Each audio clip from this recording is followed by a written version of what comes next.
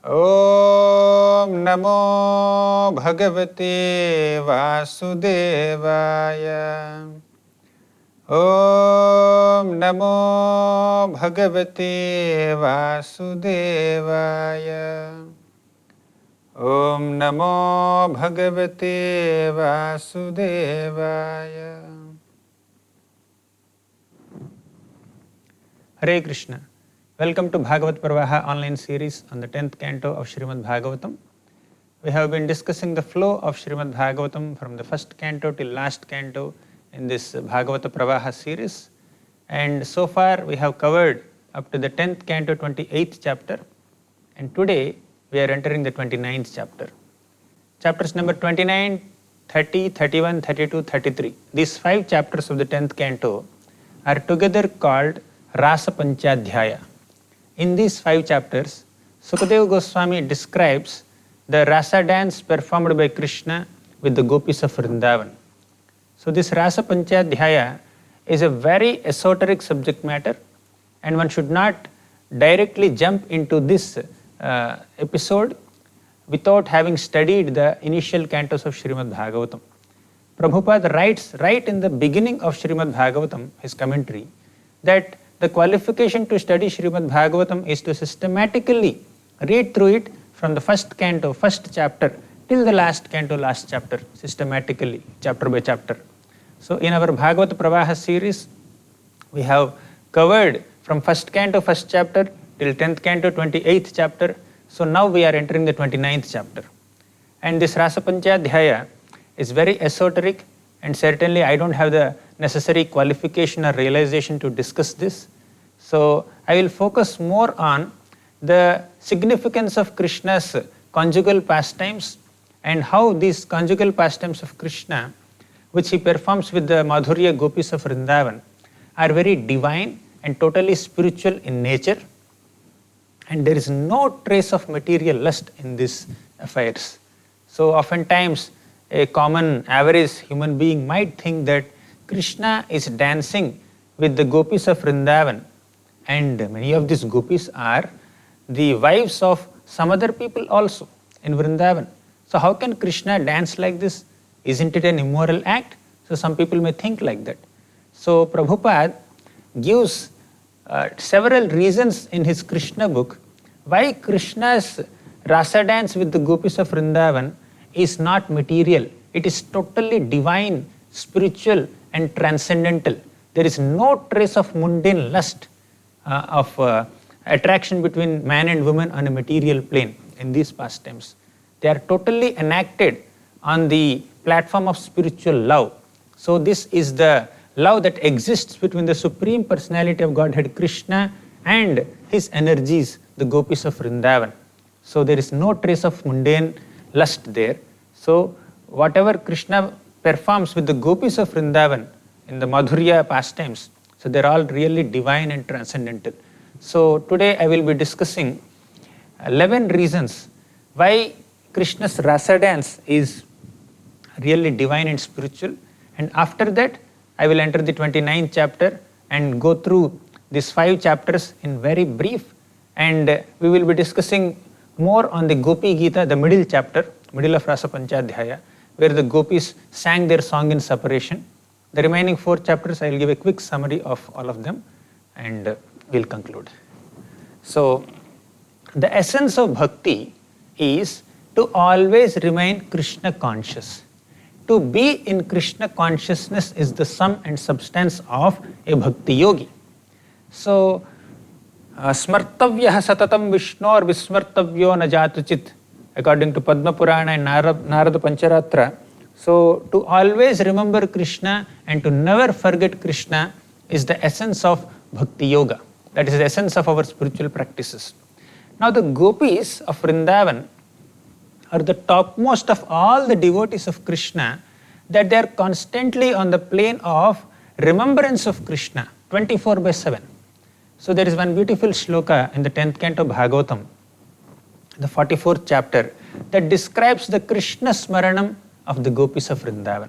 Very beautiful shloka that says, Yado hane vahanane mathano palepa प्रेङ्काङ्खनार्भरुदितो क्षणमार्जनादौ गायन्ति चैनमनुरक्तधियोश्रुकण्ठ्यो धन्या व्रजस्त्रिय उरुक्रमचित्तयानः.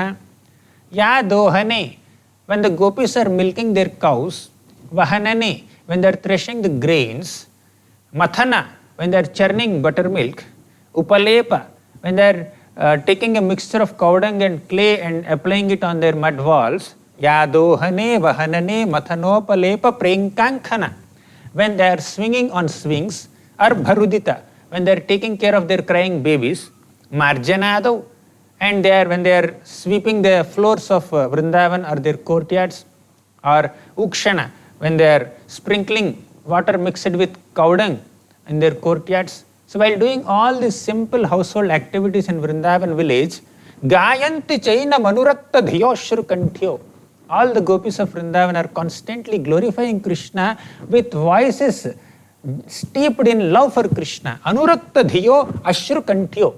So they sometimes have tears while describing Krishna. The tears are tears of love. Dhanya vrajastriya urukrama chittayanaha. So because the gopis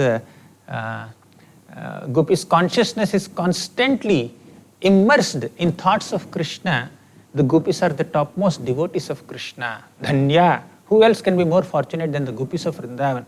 So gopis are such exalted devotees of Krishna. So their relationship with Krishna is so pure. So from a mundane perspective, from an external perspective, they may be within their family members bound by some social customs, but even such social customs also are not obstacles on the path of the gopis to reach Krishna and render service to Krishna. So Prabhupada writes in Krishna book, 32nd chapter, he says, the exemplary character of devotional service manifested by the devotees of Vrindavan is the purest type of devotion. The gopis particularly showed pure devotional service towards Krishna. Vrajavasis are the topmost bhaktas, and amongst Vrajavasis also the gopis of Vrindavan and Madhuri Rasa are the topmost, they are cream. So much so that Krishna himself remained indebted to them. Krishna says that for your devotion, O gopis, I cannot repay you. I cannot repay, even within the entire lifetime of Brahma, I won't be able to repay you for the pure love and devotion that you expressed towards me. And even Lord Chaitanya Mahaprabhu thus said that the devotional service manifested by the gopis of Vrindavan is the topmost, is excelled. And Vrindavan excelled all other methods of approaching the Supreme Personality of Godhead. Lord Chaitanya Mahaprabhu is himself appreciating the gopis. Mahaprabhu said, this sloka is described in Chaitanya Matta Manjusha commentary. Aradhyo Bhagavan Vrajesha Tanayastadhama Vrindavanam Ramya Kachidupasana Vrajavadhu Vargenaya Kalpita Srimad Bhagavatam Pramanam Amalam Prema Pumarto Mahan Shri Chaitanya Mahaprabhor Matamidam Tatradara Napara. Aradhyo Bhagavan Vrajesha Tanaya. Our supremely worshipable Lord is Vrajesha Tanaya, means Krishna, who is the son of King of Vrindavan, that is Nanda Maharaj. Aradhyo Bhagavan Vrajesha Tanaya. Second, Tad Dhama Vrindavanam. Just as Krishna is the supreme Lord, supremely worshipable Lord, Vrindavan is the highest spiritual abode. So, and Ramya Kachidupasana Vrajavadhu Vargenaya Kalpita. Of all the worshippers of Krishna, the best worship is done by the gopis of Vrindavan. Vrajavadhu means gopis. So gopis are the topmost devotees of Krishna. Who says this? Lord Chaitanya Mahaprabhu says this. And Srimad Bhagavatam Pramanamavalam. Srimad Bhagavatam is the topmost scripture, the spotless authority. And Prema Pumartho Mahan, the supreme goal of our life is to develop Krishna Prema. And the gopis of Vrindavan have the topmost quality and quantity of Krishna Prema. So no one can defeat the gopis of Vrindavan in their Krishna Prema. So Bhagavatam describes the glories of the gopis. Sukadeva Goswami describes the glories of the gopis in Srimad Bhagavatam. So they are the topmost of all the devotees of Krishna. So Sri Chaitanya Mahaprabhu is saying this. Tatradara naparaha. So Lord Chaitanya Mahaprabhu is extolling the glories of the gopis of Vrindavan. Prabhupada is saying that, many other devotees are saying that. So the characteristic of every single soul is to be attracted to Krishna. Jivera Swarupahaya Krishnera Nityadas. So every single living entity is an eternal fragment of Krishna, Amsha of Krishna, and a servant of Krishna. So we are all supposed to be lovers and servants of Krishna according to one's constitutional position. And the gopis have manifested this characteristic of the jiva. So every living entity innately is a lover and servant of Krishna, and gopis are manifesting that love and service attitude towards Krishna to the maximum possible extent. They are the topmost devotees of Krishna. They are in the purest Krishna consciousness. So now, when Krishna is dancing with the gopis of Vrindavan in the middle of the night, so is it immoral? So let us see the reasons. So first reason, why this Rasa Leela is not immoral activity done by Krishna, we will see 11 reasons. First reason, Krishna's age. Krishna was 8 years old when he performed Rasa dance. Can an 8-year-old boy have lust towards the opposite gender? So definitely it's not a lusty affair. He's an 8-year-old boy, and all the other gopis are coming and they're dancing with Krishna. And from an external perspective, an ordinary boy, a small 8-year-old boy, cannot have such lusty affairs with other women. So from that perspective also, this is a pure manifestation of love, and there is no mundane lust there. Second reason, Krishna is Bhagavan. Bhaga means opulence. Van means one who possesses opulences. So Krishna is the possessor of all opulences. He has all the 6 opulences in full. He has 100% wealth. He is the wealthiest person, and he is beautiful. So wealth, beauty, knowledge, strength, and renunciation. So Krishna has all the 6 opulences in full. So when such supreme personality of Godhead, who has all the 6 opulences in full, he is having rasa dance with the gopis, how can that Bhagavan's activity be immoral? So when an ordinary person is dancing with the wives of other people, that can be seen as immoral. Of course it is immoral. But when the immortal Supreme Lord, who is the possessor of all 6 opulences, when he is doing something, so he cannot be judged by our mundane social standards or some moral perspectives. So he is the Supreme Personality of Godhead. So he can do anything, kartum, akartum, anyatha kartum. So tejiyasam na doshaya. When an exalted person does a activity, so it doesn't affect that person. For example, touching the urine or stool of a living being is considered very contaminating. We should immediately wash hands, or we should even take bath when you touch the urine or stool. But when the sun evaporates urine and the moisture in the stool, he is not contaminated by it. Fire is not contaminated by any kinds of contaminated substances thrown into the fire. So if a demigod like sun or Agni Devata, so they are not contaminated by touching something. So how can the Supreme Personality of Godhead, who is the worshipable personality of all the demigods, how can he be contaminated? Yam Brahma Varunendra Rudra Marutaha Stunvanti Divyaistavaihi Vedaihi Sangapadakramopanisadaihi Gayanti Yam Samagaha Dhyanavasthita Tadgatena Manasat Pashyanti Yam Yogino Yasyantam na vidursura suraganaha devaya tasmai namaha. Brahma, Indra, Varuna, Chandra, Maruts, all these different devatas worship Krishna. So Vedaihi Sanga Padakramopanishadaihi Gayanti Yam Samagaha. All the Vedas and Upanishads and different scriptures are glorifying the Supreme Lord Krishna. Dhyanavasthita Tadgatena Manasa Pashyanti Yam Yogino. In their Dhyanavastha, when they are meditating, the yogis, try to see and realize the Supreme Lord as Super Soul within their hearts. So, yasyantam na vidur surasura ganaha devaya tasmai namaha. One cannot, whether you are a demigod or a demon or any other exalted person in this whole cosmic manifestation, you cannot completely understand the glories of Krishna. He is Bhagavan. How can he do any immoral activity? Third reason. So third reason is the gopis are the direct expansions of Krishna's internal potency called pleasure potency. So Krishna has so many energies, spiritual energy, marginal energy and external energy. So we'll discuss about energies later. But Krishna has spiritual energy, and the most confidential part of that spiritual energy is the pleasure potency, and the gopis manifested from that pleasure potency. So Prabhupada gives a simple example. You can see in that picture a child is playing with his own reflection in the mirror.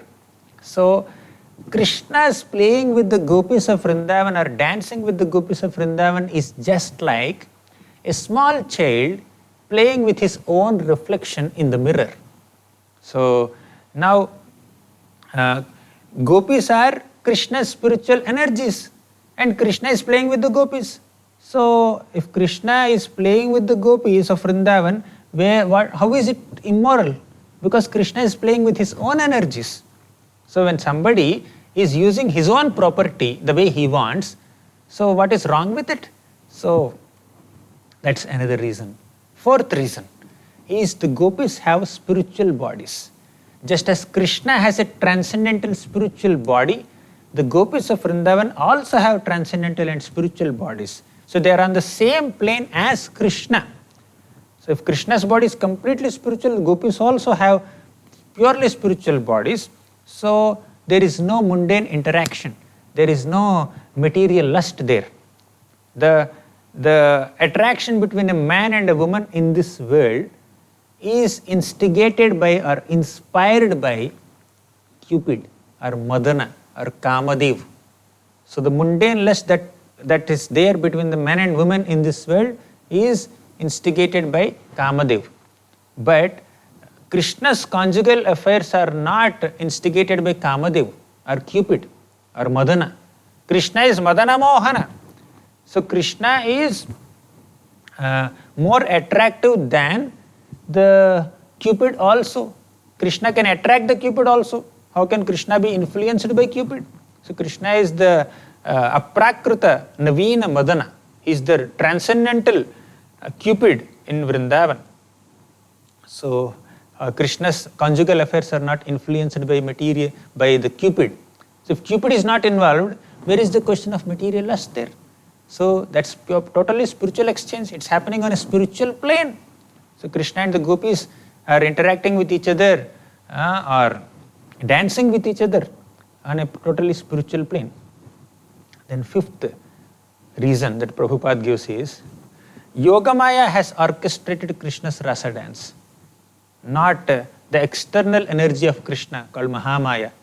So whatever happens in this material realm is influenced by the material energy of the Lord.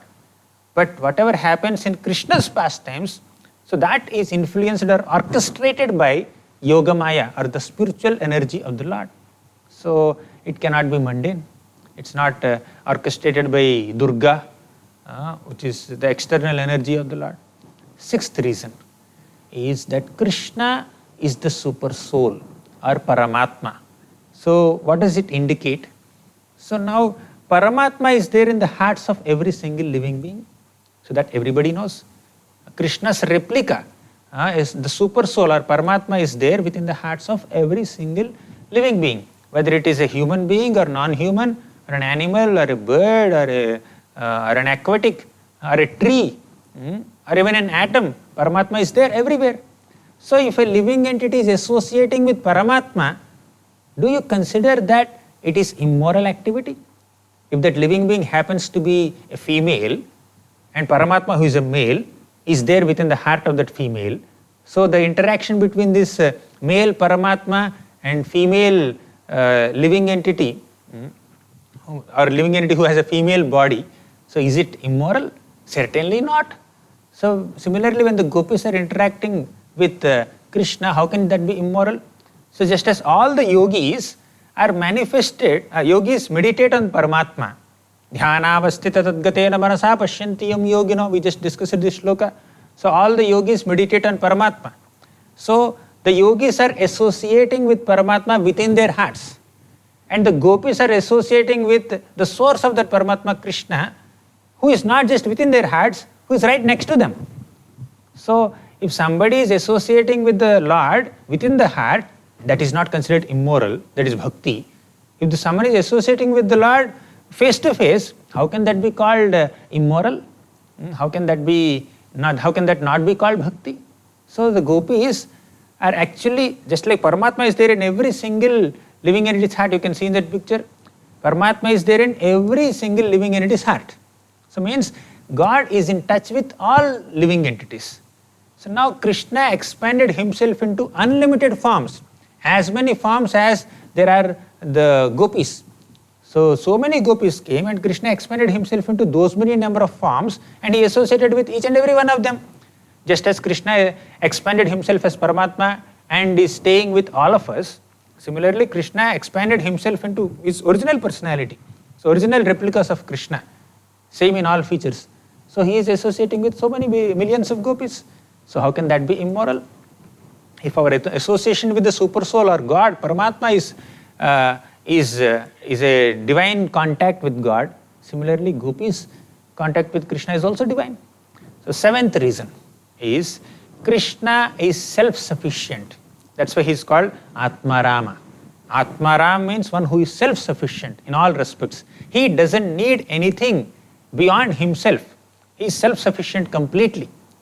Yet he is not ungrateful. Although he is self-sufficient, he doesn't need anything from anyone else. Still, if somebody offers him something, he is very grateful for it and he reciprocates with that person. So the gopis are offering him pure, loving, devotional service. So Krishna naturally wants to reciprocate with these gopis.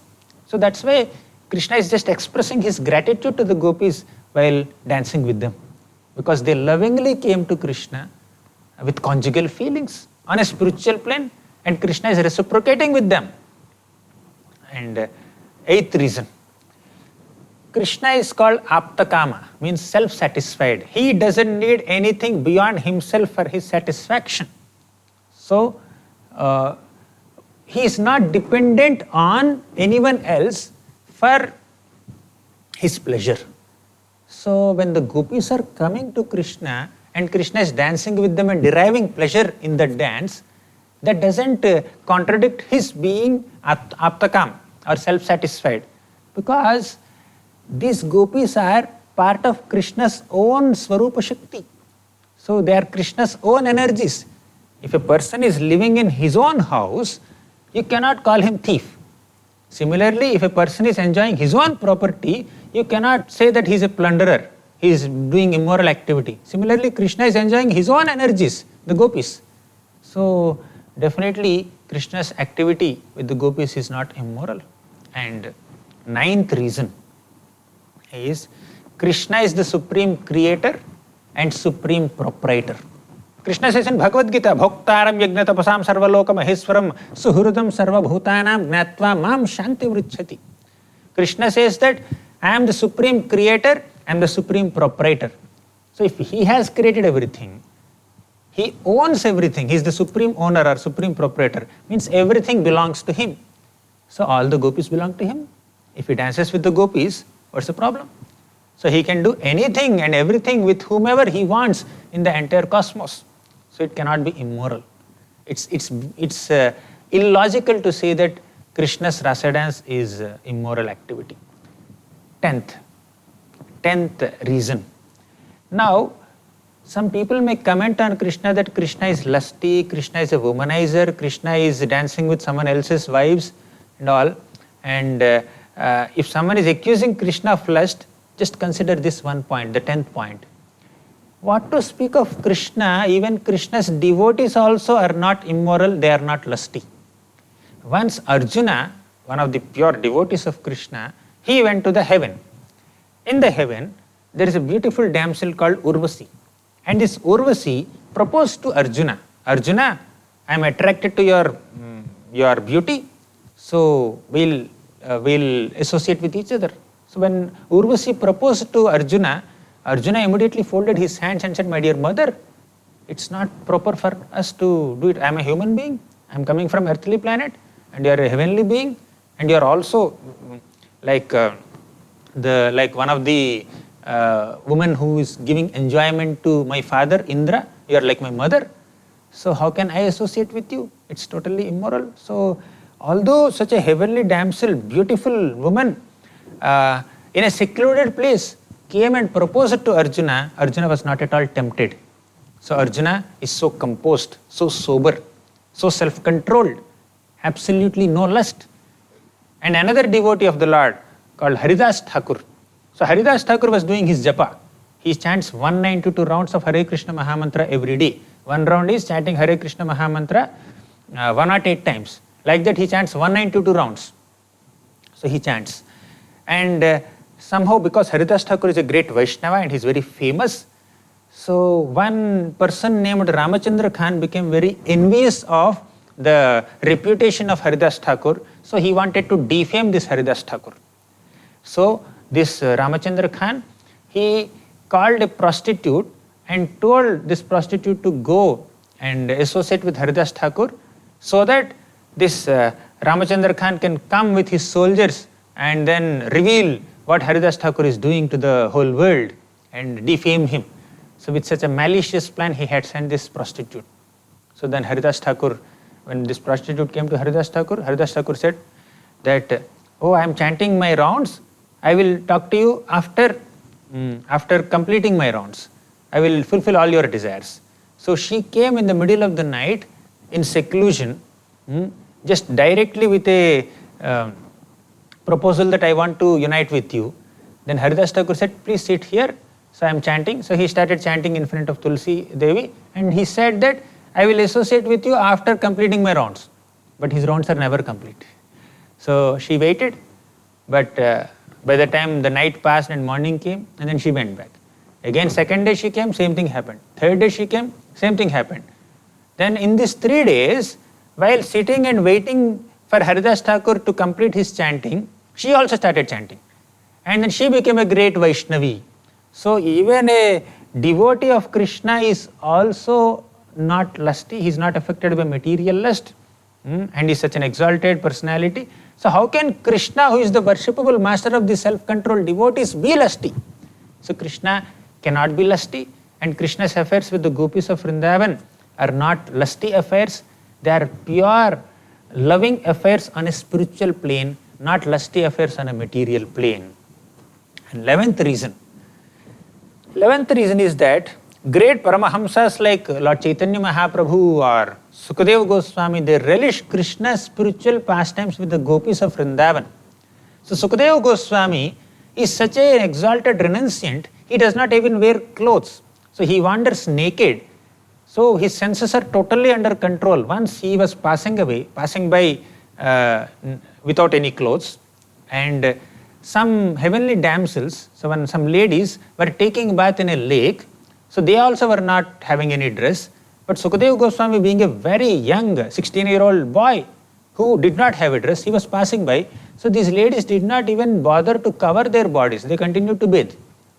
And later Vyasdev came there. And they immediately covered their bodies because they felt very ashamed. They felt shy that, oh, another man came and we don't have any dress. Then the reason why they covered their body is that, why they did not cover body when Sukadeva Goswami was passing by, is that Sukadeva Goswami did not have any distinction between man and woman only.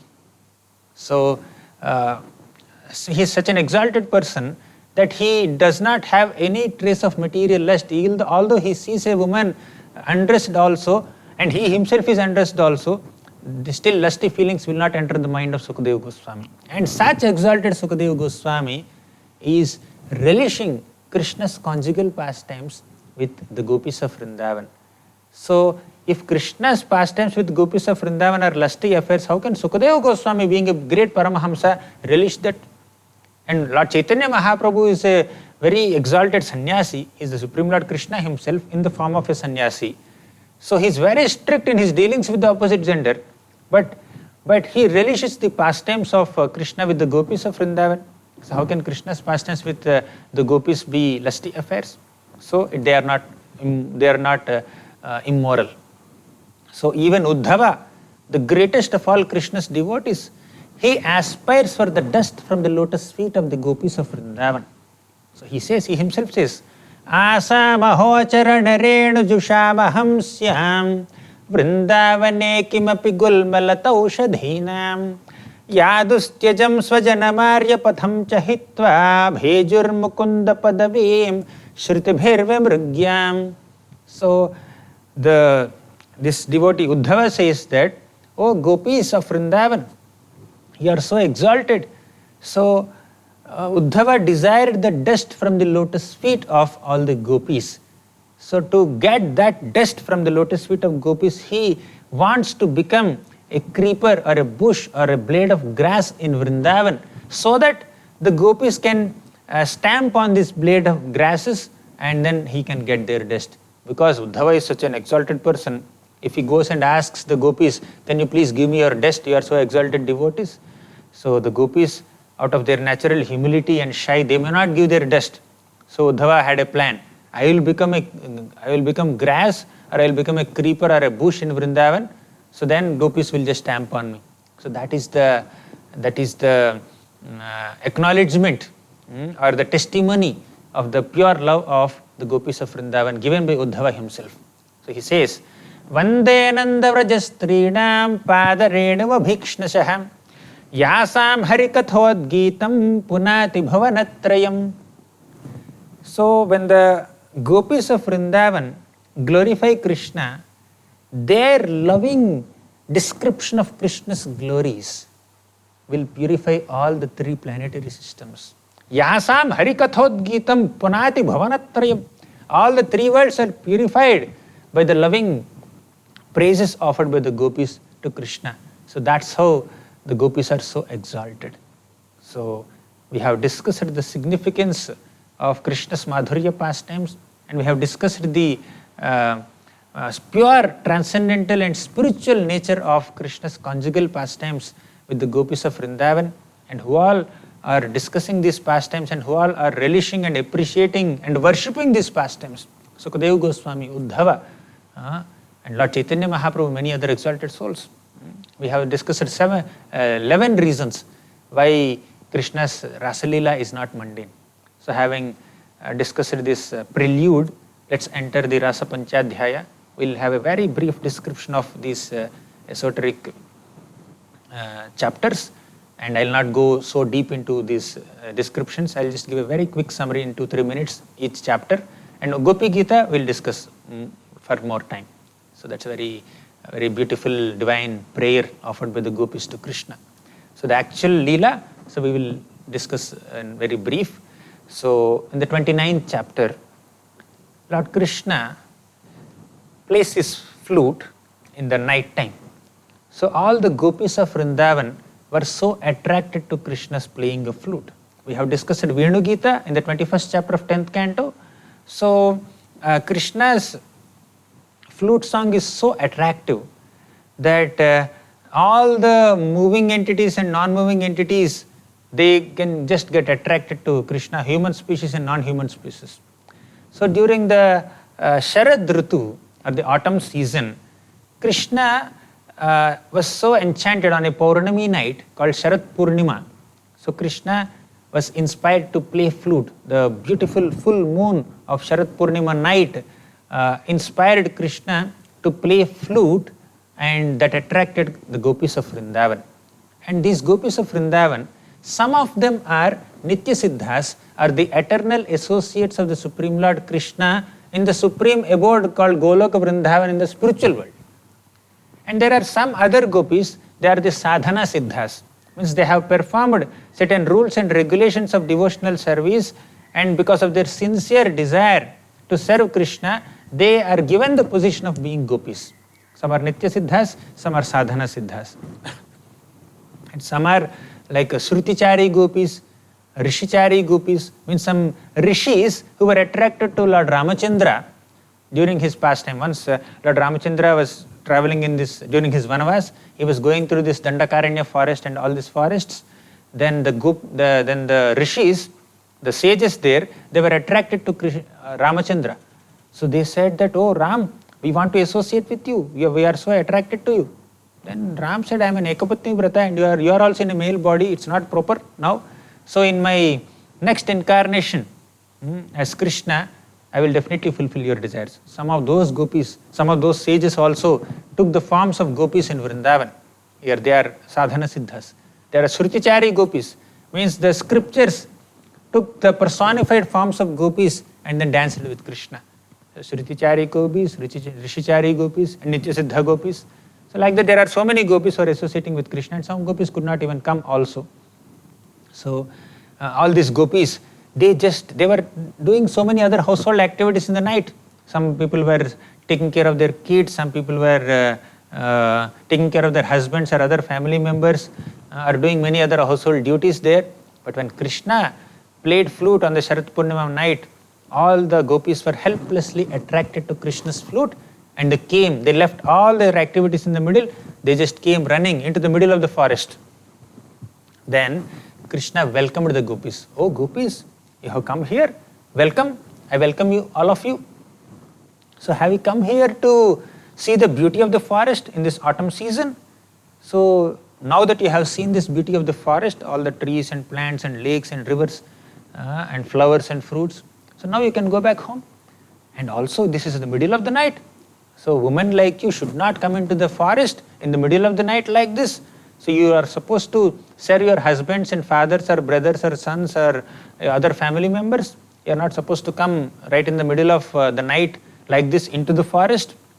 So Krishna started giving them certain teachings on some moral codes and social customs. So then he says that it's not proper for you to be here. Then the gopis become very disappointed. Krishna, we have come here attracted to your flute song. So how can you say that we have to go back? Don't be cruel, Krishna. So perhaps you are expecting us to go back. It's not proper on your part. We have come here to serve you. So you please don't say that. We will not go back. Then Krishna says that, you remember when we were discussing the 10th canto 23rd chapter, when the Brahmana Patnis came to serve Krishna in the forest during the daytime, the Brahmana Patnis also wanted to stay back in the forest only to serve Krishna. But Krishna said, no, you should go back. Your husbands or your family members must be waiting for you. Then he told, Shravanat darshanat dhyanat mayi bhavo anukirtanat natatha sannikarshena pratiyata tato grihan. Shravanat, by hearing about Krishna. Darshanat, by seeing Krishna's deity form. Dhyanat, by meditating on him. Mayi bhavo anukirtanat. So with great emotion and love, one should chant the holy names of the Lord or glorify him. So by doing all these things, Shravana, Kirtana, Darshana, Dhyana, so one can be in touch with Krishna. Natatha sannikarshena, not by physical proximity. Pratiyata tato grahan. So therefore you go back home. So Krishna told, so you can be in touch with me by hearing, by chanting, by meditating on me, by worshipping me, by taking darshan of my deity form, and not necessarily by physically being close to me. So he said that, and the Brahmana Patnis just went, taking the suggestion of Krishna. But Krishna repeated the same suggestion, same shloka to the gopis of Vrindavan also, but the gopis said, we will not go. So gopis have more love for Krishna. The gopis' love for Krishna is more intense. So they cannot just be satisfied by the elements of Vaidhi sadhana bhakti, Shravanam, Kirtanam, Smaranam, Dhyanam, Padasevanam. So these are the processes that are followed by Vaidhi sadhana bhaktas. So as a practice, but the gopis of Vrindavan are not even Raganuga bhaktas, they are Ragatmika bhaktas. They are the original prototypes of having love and affection towards Krishna. So anyone who wants to develop love and affection for Krishna should follow in the footsteps of these exemplary, ideal devotees. And Krishna is suggesting them we should do Shravan Kirtan and deity worship and all that. So the gopis did not like this idea. They said, Krishna, don't be so cruel with us. So don't ask us to go back. We have come here to serve you. Actually, Krishna never wanted them to go back. Krishna played flute and he wanted all the gopis to come there so that he can dance with them. But Krishna told that externally, but internally he meant that they should stay back. Externally he said, go back. Internally he was thinking, stay back. So the gopis stayed back because gopis understand the mood of Krishna. And the gopis started crying there and their whole body showed signs of great unhappiness and anxiety. So then Krishna agreed, okay fine, you can stay here. So then Krishna began rasa dance, means he started dancing with all the gopis of Vrindavan. So all the gopis became so happy to have such a intimate and privileged association of Krishna. All gopis felt that I am the most fortunate woman on the entire earth planet. So Krishna has given me this special blessing. He is dancing with me personally. He is associating with me personally. So all the gopis became so happy and they became little proud also. So when the gopis become little proud, so Krishna immediately disappeared from that place. So all the gopis who felt little proud, so Krishna wanted to relieve them of that pride, and then and Krishna disappeared from there. And gopis became really devastated. So that completes the 29th chapter. We will enter the 30th chapter. So in the 30th chapter, Sukadeva Goswami describes how the gopis started searching for Krishna. Because Krishna disappeared from there, all the gopis started searching for Krishna everywhere. So they went to different places and they asked the trees, they asked the plants, they asked whomever they have seen, all the animals and birds they have seen in the forest. They asked everyone, did you see Krishna? Did you see Krishna? They asked the bushes also. They became totally maddened in separation from Krishna. And they wandered from one forest to another forest in the middle of the night. And they were getting tired. And still they could not find Krishna. So all the gopis, they, in their separation from Krishna, they started remembering Krishna and they started enacting all the pastimes of Krishna. So Krishna killed Putana, Krishna killed Shakatasur, Krishna liberated Trinavarta, Krishna subdued Kaliya, Krishna lifted Govardhan mountain. So Krishna has performed so many pastimes till this point in Vrindavan. All the gopis started enacting those pastimes in their ecstatic separation from Krishna, their feelings of separation from Krishna. Some gopi would become Kaliya snake and another gopi would climb on the head of that gopi and then start dancing. And in this way, different gopis took different roles roles in Krishna's pastimes, and they started enacting those pastimes in their madness of separation from Krishna. Some gopis started enacting Damodar Leela. Some gopis started enacting this swallowing of forest fire by Krishna and killing of Vatsasur, killing of Bakasur. All the various pastimes of Krishna, the devotees, the gopis enacted. So when we discuss Krishna's pastimes or when we enact Krishna's pastimes, so the feelings of separation could be mitigated. But the gopis of Vrindavan,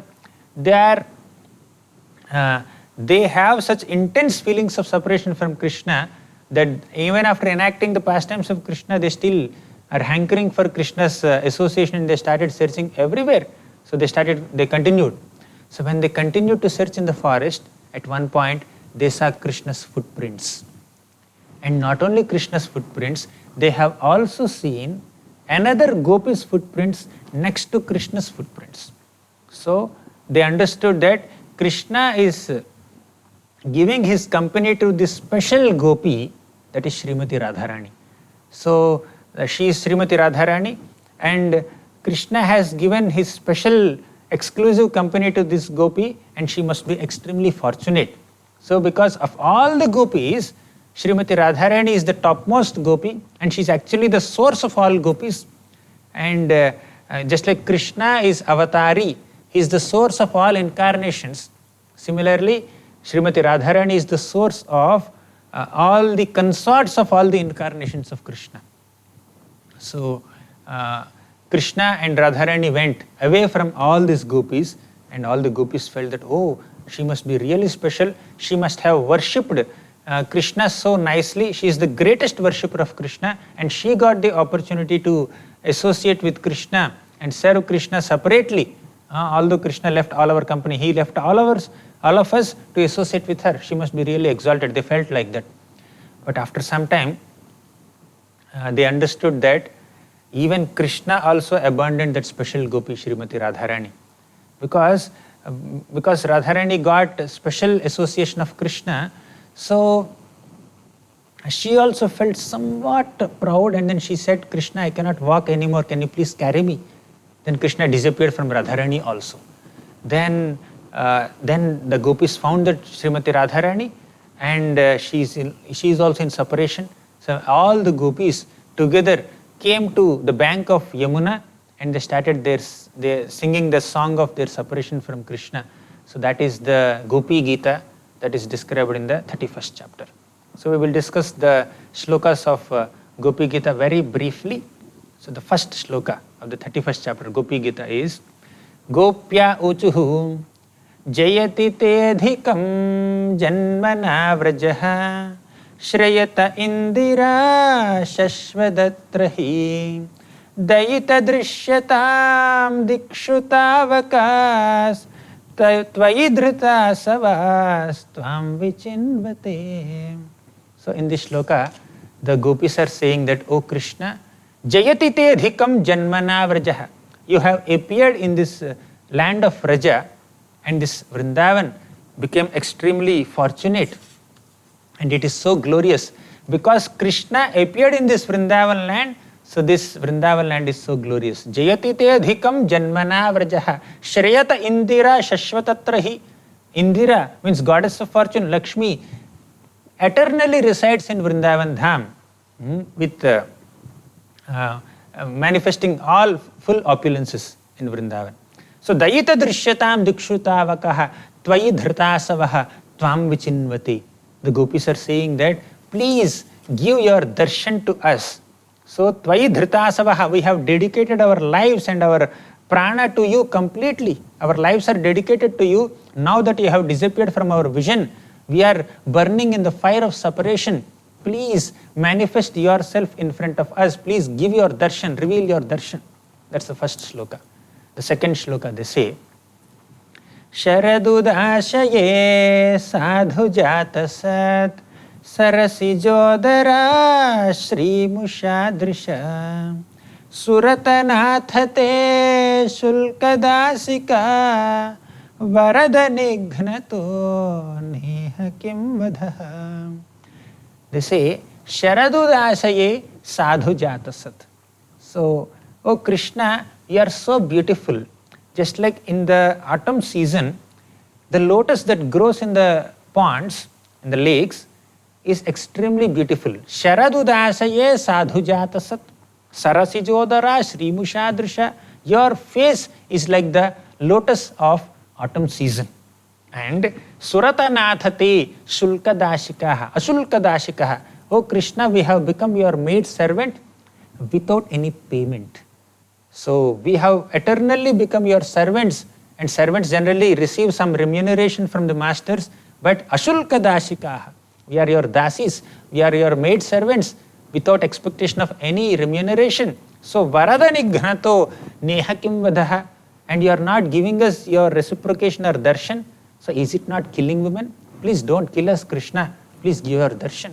They are saying like that.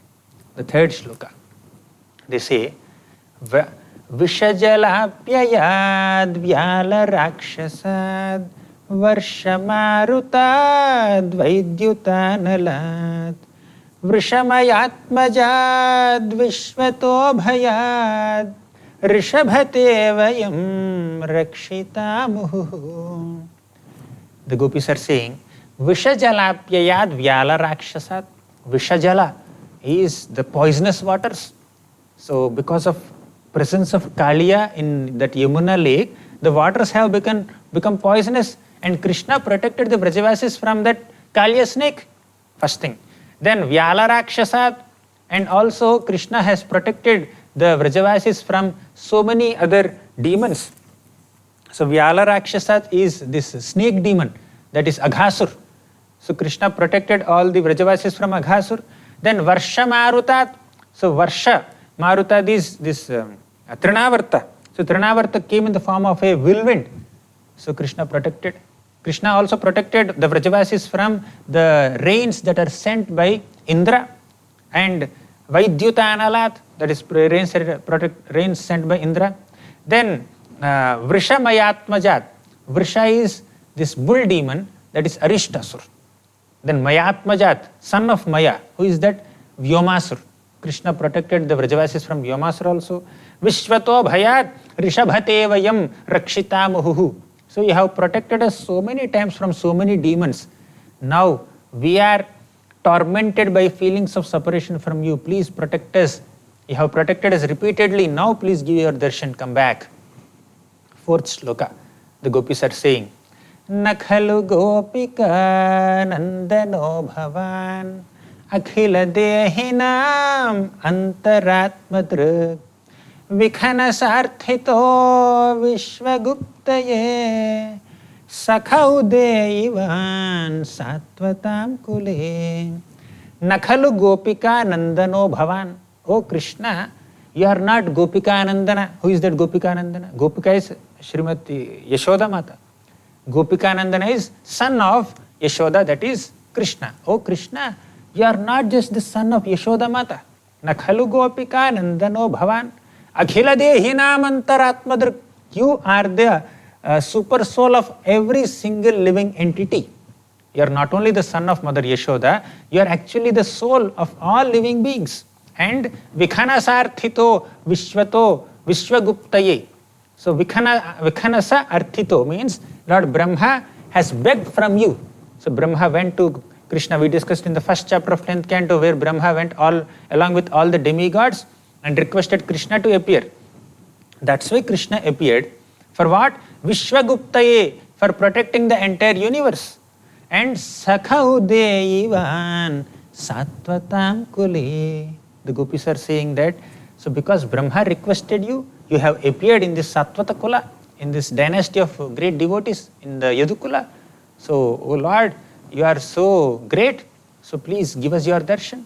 So in this Gopi Gita, the gopis alternatively praise Krishna and also criticize Krishna for being very rude with them, very cruel with them. Fifth shloka, they say, Virachita bhayam Vrishnidhuryate Charanamiyusham Samsritir bhayat Karasaroruham Kantakamadam Sirasi Dehinaha Shrikaragraham. The gopis are saying, Virachita bhayam Vrishnidhuryate. O Lord, you bestow your mercy and fearlessness upon your devotees by your Abhaya Hasta. By placing your hand on your devotees, you cause fearlessness to them. Virachita bhayam Vrishnidhuryate Charanamiyusham Samsritir bhayat. Charanamiyusham, one who surrenders unto the lotus feet of Krishna, Samsritir bhayat, they will transcend the bhaya or the fear of material existence. So, Karasaroruham Kanta Kamadam. Oh dear Krishna, Karasaroruham. Kara means hand, Saroruha is lotus. So please place your lotus hand on our heads. We are requesting that divine touch of your lotus hand. Next, Sirasi Dehina. Then sixth shloka they say, Vrajajanartihan Virayoshitam Nijajanasmaya Dhamsanasmitam Bhaja Sakhe Bhave Kinkarismano Jalaruhananam Charudarshaya. Vrajajanartihan Virayoshitam. Vrajajana means all the residents of Vrindavan. Vrajajana Artihan. Oh Lord, you can completely vanquish the arti or distress of all Vrajavasis. Virayoshitam. Oh hero, we are simple women. So please destroy our distress also. Nijajanasmaya dhamsanasmita. So with your pleasant, enchanting smile, you can easily vanquish all our distresses. Then bhaja sakhe bhavat kinkari smano jalaruhananam charu darshaya. Please protect us. Please destroy our distress. Charu darshaya, by giving the darshan of your beautiful divine lotus face. So that is the 6th shloka, where the gopis are requesting Krishna to show his beautiful face. Then jalaruhananam, jalaruha means lotus, anana means face. 7th shloka. Pranata dehinam papakarshanam trinacharanugam sriniketanam fanifanarpitam te padambujam krunukucheshu naha krindhihrichayam. Pranata dehinam papakarshanam. Pranata means surrendering unto Krishna, or pranata means just offering pranams to Krishna, offering obeisances to Krishna. Pranata dehinam papakarshanam. If one surrenders to Krishna or offer obeisances to Krishna, then all the papas or sins are completely vanquished. Then trinacharanugam sriniketanam. Trina means grass. Trinachara anugam. Trinachara means the cows that eat grass. They search for grass and they start eating them. Trinachara anugam, Krishna follows the cows. So when the cows are going to the pasturing grounds to eat grass, Krishna follows them. That's why he is called Trinachara anugam sriniketanam. Sriniketanam means Krishna is the abode of goddess of fortune. Then Fanifanarpitam te padambujam. Fanifanarpitam means, Fanifana is this Kaliya snake. So Krishna's divine lotus feet danced on the hoots of Kaliya. Fanifanarpitam te padambujam krunukucheshu naha krindhihrichayam. Oh Krishna, you have bestowed the touch of your divine lotus feet on the hoots of Kaliya. Please place your feet on our hearts also. So the gopis are saying like this. 8th shloka. Madhuraya gira valguvakyaya budhamanognaya pushkarekshana vidhikaririma viramuhyatir adharasidhuna pyayayasvanaha. Madhuraya gira valguvakyaya. Madhuraya gira means sweet words. The gopis are saying that Krishna, your words are so sweet. Valguvakyaya, your statements are very attractive. And budhamanognaya pushkarekshana. Oh Pushkarekshana, oh lotus-eyed Krishna, budhamanognaya. People who are intelligent in their minds, they can be attracted to your charming words. And vidhikaririma viramuhyatir adharasedhuna pyayayasvanaha. So your words are so attractive. So please come and console us with your nectarian words. 9th shloka. Very important shloka.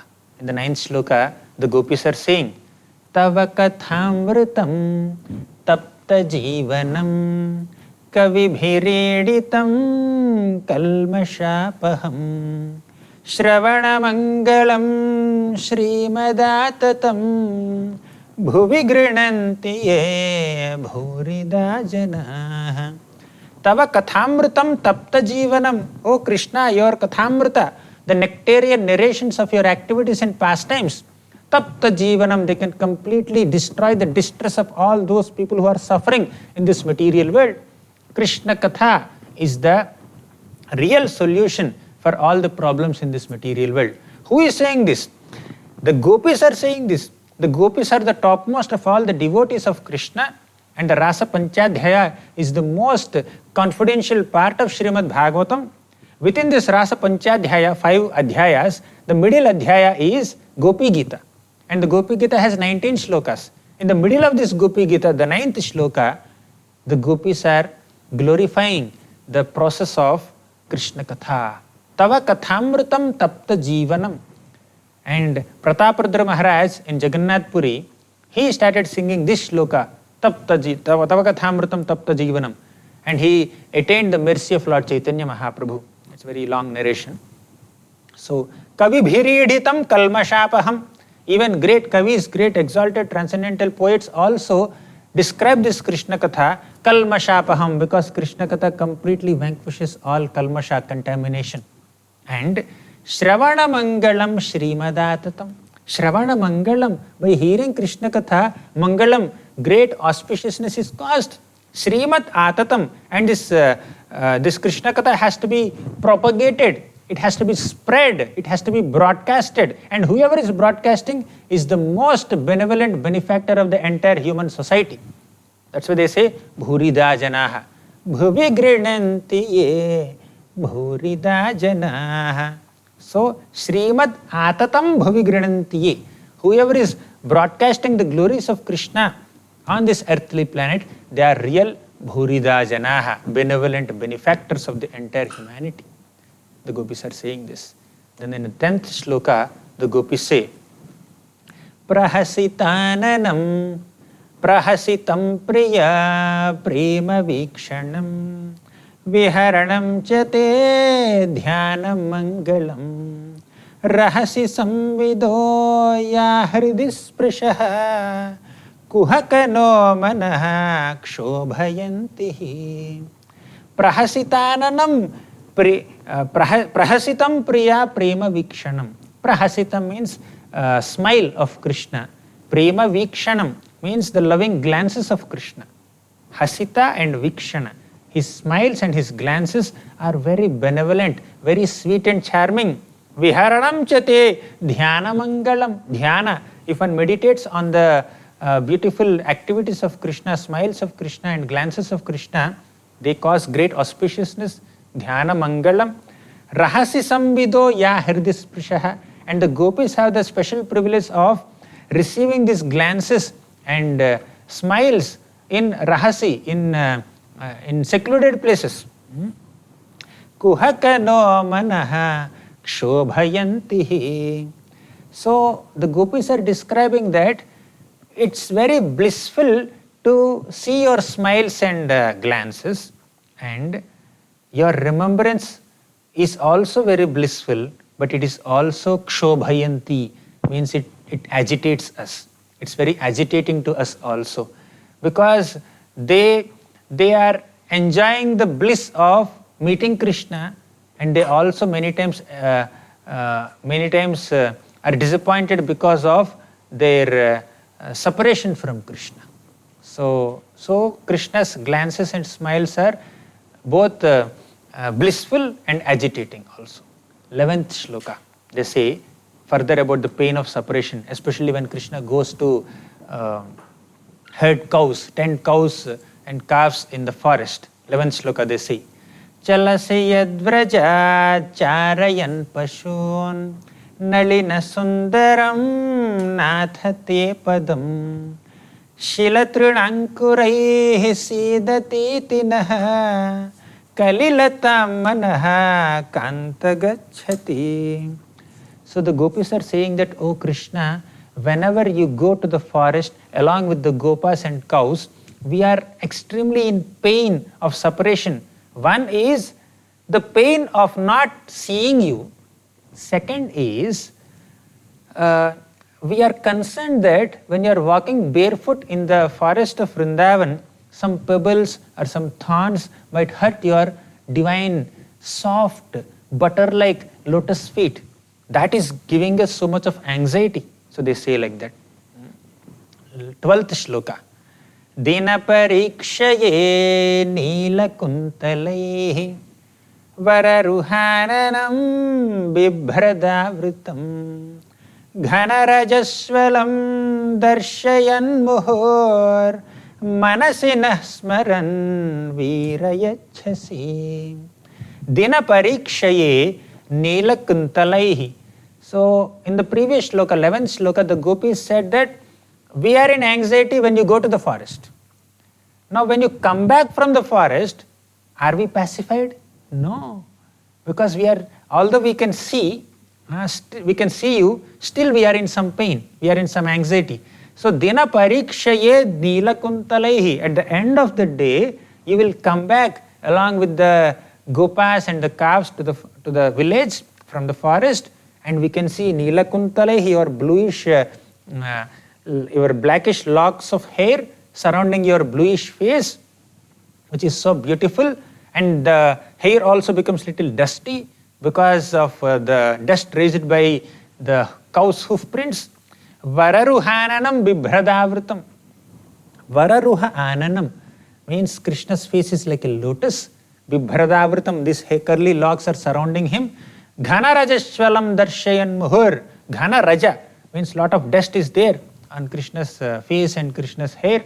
So darshayan muhur, they are seeing the beautiful face of Krishna, darshan of Krishna repeatedly. Manasina smaran virayachasi. In their heart, they are constantly meditating on that. It's a very blissful scene to see Krishna coming back, but still, even while seeing also, they are feeling some separation from Krishna, because within one eye blink, and that darshan is also there for a few moments only. Krishna will just pass by and enter Yashodamata's house, and the gopis cannot see again. 13th shloka. Pranata kamadam padmajarchitam dharani mandanam dheyamapadi charana pankajam shantamam chate ramananasthaneshwarpayadhihan. Now the gopis glorify Krishna's divine lotus feet. Pranata kamadam padmajarchitam. Pranata kamadam. If you offer obeisances to Krishna's feet, kamadam, Krishna will fulfill the desires. Padmajarchitam, Padmaja means one who is born of lotus, that is Brahma. Padmaja architam, even Brahma also worships those lotus feet. Dharani mandalam dheyamapadi, and the divine lotus feet are marking such beautiful impressions on this dharani. So the dharani, this earth, especially the land of Vrindavan, is decorated with Krishna's auspicious footprints. Dheyam apadi. So dheyam, if you meditate on those lotus feet, then all the apadas, means distresses or difficulties are destroyed. Charana pankajam sham tamam chati. Charana pankajam, if you do dhyana, means meditate on Krishna's lotus feet, all the distresses are destroyed. Ramananasthaneshwarpayadhihan. So please place those divine lotus feet on our bodies, on our hearts. Krishna, they are requesting like that. Then 14th shloka is about Krishna's flute and how Krishna blows the wind from his lips into the flute. Suratavardhanam shokanashanam svarita veduna shushtu chumbitam itara ragave smaranam dranam vitara viranaste dharamritam. Suratavardhanam shokanasanam.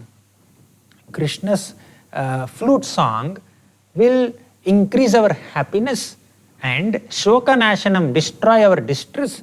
Svarita veduna shushtu chumbitam, and that Venu, the flute of Krishna, is so fortunate because Krishna is almost kissing this flute all the while.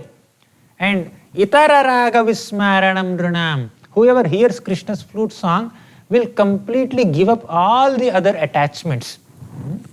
So when will we get that fortune? The flute is having all fortune of getting the company of Krishna. When will we get that fortune? The gopis are hankering for this. 15th shloka. Atati yad bhavan ahnikananam truti yugayate tvamapashyatam kutila kuntalam shrimukham chate jada udikshatam pakshmakritrisham. Atati yad bhavan ahnikananam. Oh Krishna, whenever you go to Ahni, whenever you go to Kananam, means during the day, when you go to the forest, Truti yugayate tvama pashyatam. Truti means a small fraction of a second. Truti yugayate, that fraction of a second also can be like one yuga, when full yuga for us. Tvam apashyatam, because we are unable to see you. So they cannot bear even separation from Krishna even for one eye blink also. So Kutila kuntalam Srimukham Drishe. Without seeing this beautiful mukha of Krishna, which is surrounded with beautiful hair locks, then they feel separation from Krishna. Jada udikshatam pakshma kridrisham. And they also criticize the creator that, oh, this creator has made these eyelids that are constantly covering our eyes. Even 2 eyes are not sufficient to see Krishna, and these 2 eyes are also blinking several times. So we are unable to see you. They are saying like this. 16th shloka. Pati sutanvaya bharatru bandhavan ati vilanghate nyachyuta gataha gati vidastavodgita mohitaha kitavayoshitaha kastyajenishi. Pati sutanvaya bharatru bandhava. So the gopis are saying that we have left our patis. Pati means husband, suta, sons, anvaya, bharatru, bandhava, brothers and other relatives and everybody. Then ati vilanghyate achyuta gataha. So by hearing your flute song, we have left everything and we came here in the middle of the night to you. So gati vidastavo udgita mohitaha means your loud flute song has attracted us and we have come here. Kitava yoshitaha kastyajen nishi. Oh cheater, oh kitava. So you just left us in the middle of the night. Is it appropriate on your part? So they are even chastising Krishna. We left everything and you left us. So 17th shloka. Rahasi samvidam hrichayodayam prahasitananam prema vikshanam brihadurashriyo vikshya dhamate muhuradispraha muhyate manaha. So in this shloka the gopis are saying that, oh Lord, we are hankering for you. So we are eagerly longing for your association. Prahasitananam prema vikshanam. We want to see your beautiful smiling face. Prema vikshanam. We want to receive your loving glances. So brihadurashriyo viksha dhamati muhurati spraha muhyati manaha. Our mind is totally agitated and hankering for your loving company. Please come back. So they continue in the 18th shloka. Vrajavanaukasam vyaktirangate vrijanahanthyalam vishvamangalam tyajamanakshanastvatspruhatmanam svajana hridrajam yannishodhanam. So they request Krishna in this sloka also to come back. Vrajavanaukasam vyaktirangate. Please come and reveal yourself. Vyaktir means manifest yourself in front of us. Vrijanahanti alam vishvamangalam. Because Vrijanahanti, you can destroy all distresses, and Vishvamangalam, you can cause great auspiciousness to the entire universe. Please don't leave us like this. Please come back and give your darshan. So we want to serve you and fulfill your desire to receive our service, and thus we want to fulfill our desire to serve you. So please come back. Then finally they say that yatte sujata charanam buruham staneshu bhītāsya priyadadhi mahi karkasheshu tenātavi matasi tadvyathate kim svet korpadibhir bhramati dhir bhavadayusham naham. So again they remember the scene of Krishna's entering this Vrindavan forest without any shoes. So we are very anxious. Your feet might be hurt by any pebbles or stones or thorns on the way. So please come back and please place that divine lotus feet on our soft bodies. And even we are concerned that even our bodies are also hard for your lotus feet to bear. So in this way the gopis are expressing their feelings of separation in the 31st chapter. In the 32nd chapter, Krishna comes back. Because the gopis have called Krishna with so much of love and affection, Krishna has come back. And the gopis began weeping so loudly, and then they saw Krishna, their eyes bloomed, they just got up and all the gopis like Shyama, Srimati Radharani, Lalita Sakhi, Vishakha, Chandravali, Padma, Shaibhya, all these gopis just approached Krishna, and Krishna was looking like a beautiful moon in the midst of so many stars when all the gopis came towards Krishna.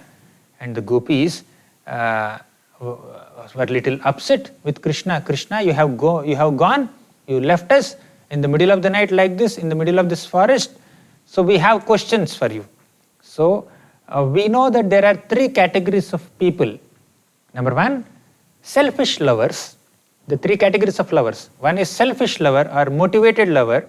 So these people reciprocate with others only if they receive affection from them. They are selfish people. Second category of people, they are selfless people. So although other people don't show any affection or reciprocation for their love and feelings, they still continue to love them. These are selfless or unmotivated lovers. The third category of people are indifferent. Whether other people show them love or don't show them love, they just don't reciprocate only. So they are totally indifferent and neutral to everybody. So Krishna, we find these three categories of people. Which category do you belong to? They questioned Krishna. And Krishna very intelligently and smartly answered, oh gopis, the first category that you said is about selfish or motivated lover. So I am not that.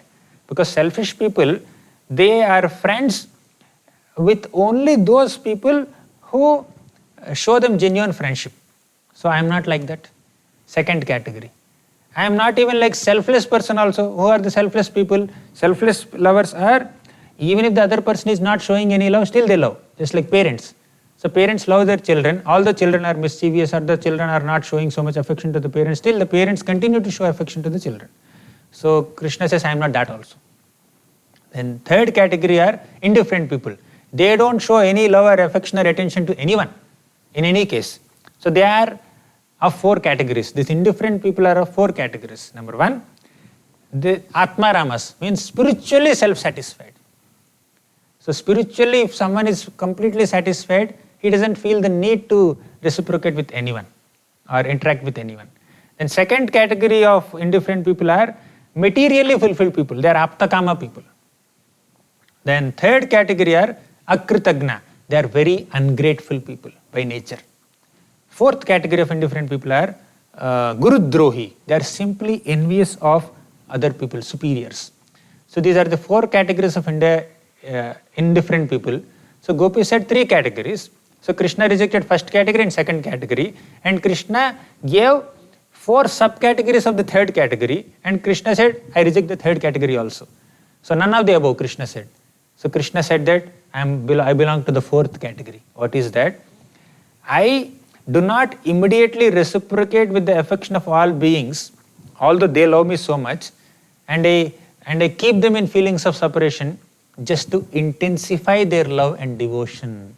So that's why I just left all of you. It's not that I don't love you, but when I'm separated from you, your love, your meditation on me will be intensified, and I'm such a person who relishes that intensified love of my devotees.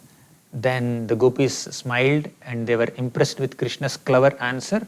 And Krishna said that, oh gopis, you have given me so much of love, I won't be able to repay that. Krishna says, Naparayeham niravadya samyujam swasadha krityam vibudha pivaha yama bhajan durjayageha srinkhalaha samvrishya tadvaha pratiyatu sadhuna. In short, the meaning of this shloka spoken by Krishna is, oh gopis, you have shown me a lot of love and affection and dedication. You have crossed all the social customs and barriers and other Vedic rules and regulations also just to serve me, just to please me. So it is impossible for anyone in that culture to come like this. So you have relinquished everything. Pati sutanvayat bhratru bandhavat ativilanghyati achyutagata. You have given up everything to serve me. So I cannot repay you. It is not there within my capacity, even within one lifetime of Brahma also, to sufficiently reciprocate with your love. You be satisfied with your own love. That is your wealth. So having said this, so Krishna started rasa dance with the gopis. So Krishna started dancing with the gopis again, and that is the most enchanting episode of this Bhagavatam, and this is very exalted and elevated and very esoteric pastime. It's beyond my capacity to narrate this. So under the instruction of superiors, I just presented in a very brief manner, mainly focusing on how it is not an immoral activity, it is divine, it is transcendental, it has no trace of mundane lust, and it is totally on a plane of spiritual exchanges of love and affection between the Lord and his dearest devotees, and gopis are the topmost devotees. We have seen 11 reasons based on Prabhupada's Krishna book that how this Rasa Leela is not mundane, and we have seen Gopi Gita, all the shlokas and the meanings in brief, and we have discussed other chapters in very short manner. So we completed this Rasa Panchadhyaya, and even Parikshit Maharaj also asked a question at the end of this Rasa Panchadhyaya. He says that how can Krishna dance with other wives gopis? And we also discussed in the beginning of our session that Tejiyasam na doshaya. When a great personality does something, it doesn't affect him. But if mundane people who have materialistic vision, they minimize the greatness of this divine pastimes of Krishna and criticize the Supreme Lord Krishna, so they could get affected by it. Krishna is like fire, so one can never imitate the pastimes done by Krishna. One should also not criticize them and considering them to be ordinary. So Krishna is the real object of love and affection of all the gopis of Vrindavan and all the Vrajavasis, and whatever pastimes that Krishna has performed with the gopis of Vrindavan are really divine. So we concluded our description, our summary of these 5 chapters today. So tomorrow we will begin the next chapter, 34th chapter. Thank you all very much. Grathara Srimad Bhagavatam ki jai. Srila Prabhupada ki jai.